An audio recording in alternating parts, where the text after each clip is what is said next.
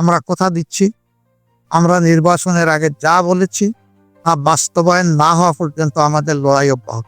বেশ কিছু জায়গায় আপনারা লক্ষ্য করেছেন, কালকে নির্বাচনী সম্প্রচার যখন হয় ফলাফল হঠাৎ করে বন্ধ, 2 ঘন্টা 4 ঘন্টা লাপাত্তা।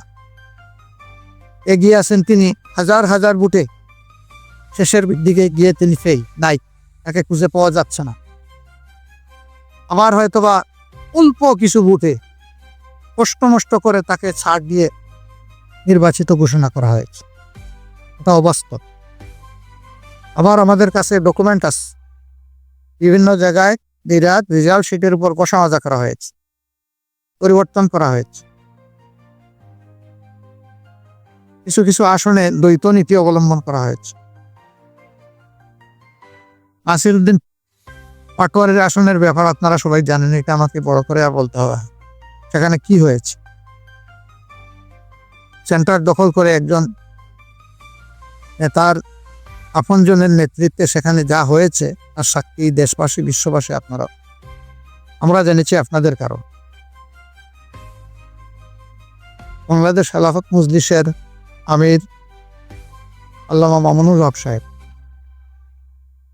নাসিরউদ্দিন পাটোয়ারি ওখানে যে কারণে অন্য একজন প্রান্তের পক্ষে ব্যালট অ্যাকসেপ্ট করা হয়েছে, ঠিক একই কারণ বিদ্যমান থাকা সত্ত্বেও মৌলানা মামুনুল হক সাহেবের পক্ষে এটা অ্যাকসেপ্ট করা হয়নি।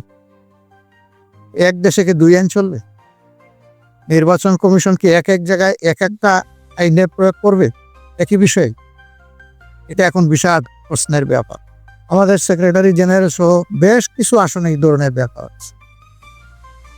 600 আসনে যাদের উপরে অন্যায় আচরণ করা হয়েছে, যাদের অধিকার জোর করে কেড়ে নেওয়া হয়েছে, আমাদের সিদ্ধান্ত তারা প্রতিকার চাইবে।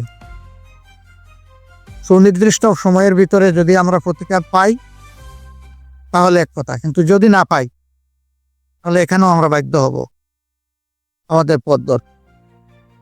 আমরা আশা করব নির্বাচন কমিশন শুভবুদ্ধির উদয় হবে এবং তারা ন্যায় ইনসাফ করবেন। না করলে দায় তাদেরকে নিতে হবে।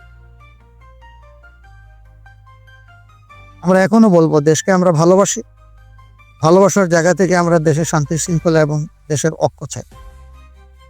আমাদের স্লোগানই ছিল ঐক্যবদ্ধ বাংলাদেশ। ঐক্যবদ্ধ বাংলাদেশে থাকতে হলে পরস্পরকে সম্মান করেই থাকতে হবে।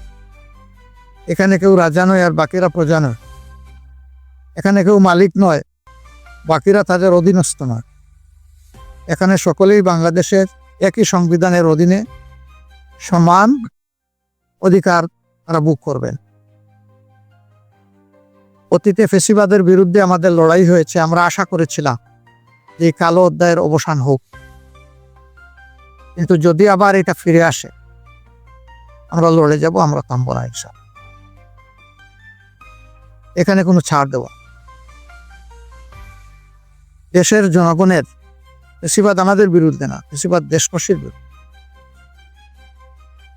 ফেসিবাদের অধীনে কখনো একটা ডেমোক্রেসি, একটা গণতন্ত্রের বিকাশ করে না। সারা বিশ্ব থেকে এখানে পর্যবেক্ষকরা এসেছিলেন, তারা সময় দিয়েছেন, ঘুরেছেন, দেখেছেন, তারা তাদের অবজারভেশন তুলে ধরবে। আমরা আমাদের নিজস্ব অবজারভেশনে জাতির সামনে পুঙ্খানুপুঙ্খভাবে তুলে ধরব। আপনারাই জানবেন, আপনারাই জানাবেন। সম্মানিত বন্ধুগণ, আমরা চাই দেশে পুরানা ধারার সেই কালো অধ্যায়ের রাজনীতি আর না হোক, নতুন ধারায় সুস্থ রাজনীতি চালু হোক এবং এখানে সবাইকে দায়িত্বশীল আচরণ করতে হবে। দায়িত্ব জ্ঞানহীন কোনো আচরণ জাতি দেখতেও চায় না, সহ্যও করবে। আমাদের তরুণ সমাজ যারা বুকের রক্ত দিয়ে, জীবন দিয়ে আমাদের উপর এই আমানত রেখেছেন, আমরা কথা দিচ্ছি, আমরা নির্বাচনের আগে যা বলেছি তা বাস্তবায়ন না হওয়া পর্যন্ত আমাদের লড়াই অব্যাহত।